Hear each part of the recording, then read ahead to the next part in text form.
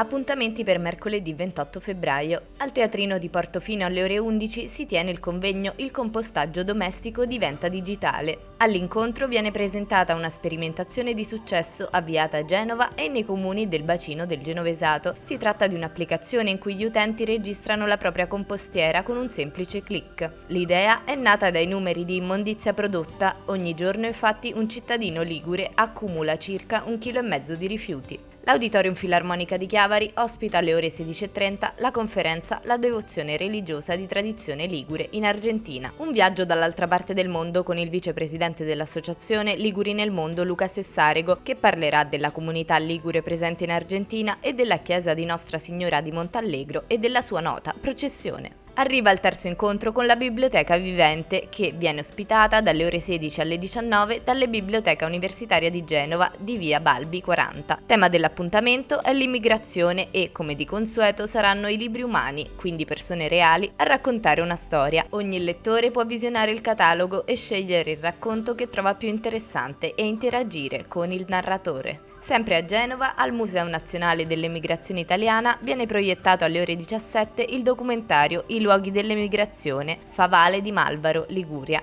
Intervengono il sindaco Ubaldo Crino, l'ideatore del progetto Stefano Rota e il presidente dell'Associazione Liguri nel Mondo, Mario Menini. Proseguono a Lavagna gli appuntamenti con A Tutto Libri. Alle ore 17 nella sala Ardesi della Biblioteca Serbandini Bini viene presentato il libro Bonnie Parker. L'Associazione Nazionale Alpini Sezione di Genova presenta al Teatro Sociale di Camogli il coro Monte Cauriol. Lo spettacolo comincerà alle ore 21 e parte del ricavato verrà donato alla Fondazione Gigi Ghirotti.